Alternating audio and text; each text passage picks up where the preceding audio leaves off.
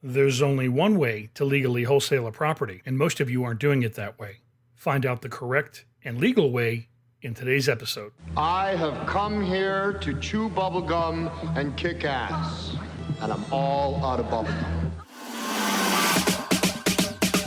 This is the Virtual Real Estate Investor Podcast with Vincent Polisi. Buckle your seatbelt and prepare to learn how to legally make six figures investing in real estate with no money, no credit check, and nothing but a computer and internet connection.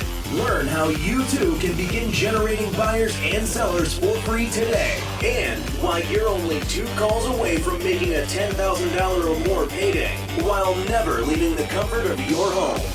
And now, your host, the virtual real estate investor, Vincent Polisi. All right, guys, here we go. Not a single day goes by that I don't see some young real estate investor / wholesaler advertising a contract on Facebook or other social media where they have blatantly broken the law in numerous ways, illegally brokered without a license, in the name of what they call traditional, and I'm going to use air quotes here, wholesaling, when in fact what they're doing is not wholesaling at all. They're doing contract assignments and they're doing them illegally. The problem is they don't know that, and part of the reason they don't know that is because the fraud squad guru crew shills courses left and right that teach illegal methods. So today we're going to set the record straight so that you can understand exactly what wholesaling really is and how to do it legally. Everybody better sit down and cover their butts because Vincent's on a rampage. His foot is getting twitchy. And here comes another segment of his world-famous Butt Meat Boot Coaching.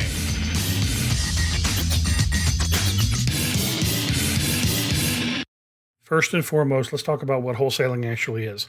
Wholesaling involves the purchase and, most importantly, closing of a real estate transaction by an investor with a resale to another investor. That is wholesaling. So let's review that one more time. To wholesale a property means that you are the buyer. You actually purchase the property. You actually close on the property. And then you resell the property to another investor. Must be another investor to be classified as wholesaling. Wholesale deals are B2B, investor to investor. They are never investor to retail end buyer. In other words, the person that's actually going to live in the house. That is not a wholesale deal. That is a retail deal. Now, if you're going out there and advertising that you're a buyer and you're contracting on properties that you have no ability or intention to close on, and you're not disclosing that fact to the seller, number one, you're not wholesaling. You're doing contract assignments. And number two, that's fraud. Now, I know what you're thinking, but everybody does it. And you're right, but that doesn't make it legal. If you're following the traditional, what's taught as wholesaling path, which is really contract assignments, let me explain to you what they have you do. They will have you falsely advertise things like I buy houses, I pay cash for houses, this type of thing, when you know that's not true. They have you commit mail fraud by sending out yellow letters and postcards that state the exact same thing. Once again, when you know that's not true. And what they're doing is having you deceive a seller who thinks that you're legitimately there to purchase the property. Now, let me explain to you what this is called from a legal perspective so you understand exactly what it is you're doing. You've got false advertising, you've got mail fraud, in some cases if you're mailing out to lists. And then when you have that seller execute that purchase contract stating that you're the buyer, when you know you're not and you have no ability or intention of closing on that house, you have committed what is called fraud in the factum and fraud in the inducement. I'm going to read to you the definitions of both of these so you understand exactly what they are and what you're doing. Fraud in the factum is a legal defense and occurs where party A makes or signs an agreement but either does not realize that it is supposed to be a contract or does not understand the nature, content of the agreement because of some false information that party B, that would be you, gave to party A. In other words, you went out there and represented yourself and held yourself out to be a buyer with cash and or financing to close on his home when that was not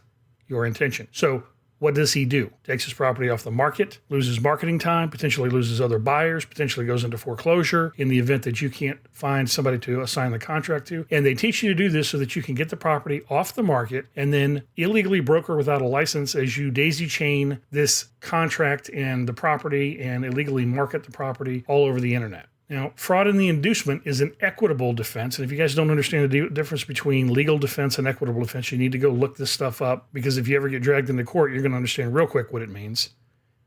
Fraud in the inducement is an equitable defense and occurs when party A enters into an agreement knowing that it is supposed to be a contract and at least having a rough idea what the agreement is about. But the reason party A signed and or made the agreement was because of some false information that party B, that's you once again, the quote-unquote buyer, gave to party A. So if you're doing what they call traditional wholesaling, which is not wholesaling at all, it's contract assignments, and you're falsely advertising and holding yourself out there as a buyer when you are not, and you are fraudulently contracting on properties with sellers by making them think that you're a buyer when you are not, so you can then assign a contract, stop doing that. It's completely illegal.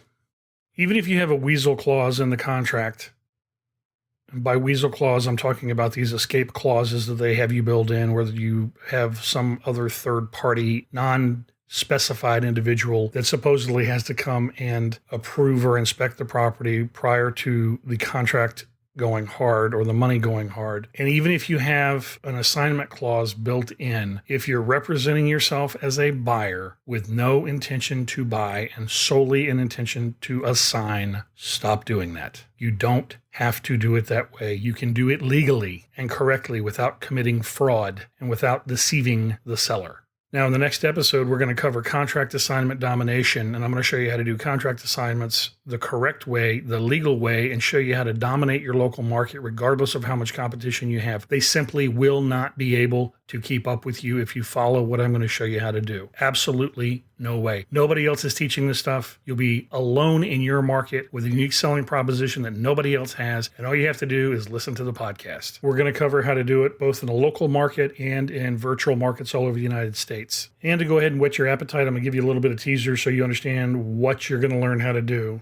You're going to learn how to do a contract assignment properly. And by properly, I mean when you contract on a property, you will not be clearing titles. You will not be waiting for a third party to close at a title company or with an attorney. Professional real estate investors get paid at the time of the assignment. I have never once ever cleared title on any assignment deal I have ever done, nor do I know any other professional investor. I'm not talking about these course shillers, talking about professional investors that do it for a living. I don't know any of them that have ever cleared title on a contract assignment. I've never done it. I don't advise that you do it. If you're going to clear title and then have to wait to get paid at a closing, that needs to be a joint venture deal where you're in it for half. If you're going to do all the work, you need to be in it for half, not for some assignment fee. But I'm going to show you exactly how to do it so you never have to clear another title again to get paid, how you can contract on a property, assign it, get paid, and move on to the next deal and do it very, very quickly and dominate your market, any market, all the markets that you're in. You can be in multiple markets at once doing things my way because we do everything virtually, so you're not tied to that local brick and mortar driving around town micro market that you're in where you're probably overloaded with other guys that are doing quote-unquote wholesaling or contract assignments.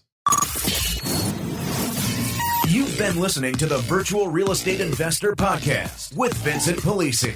If you've enjoyed this podcast, be sure to connect with Vincent at virtualrealestateinvestor.org, Facebook at facebook.com/virtual real estate investor, or at Vincent's private Facebook group at facebook.com/groups/virtual real estate investor.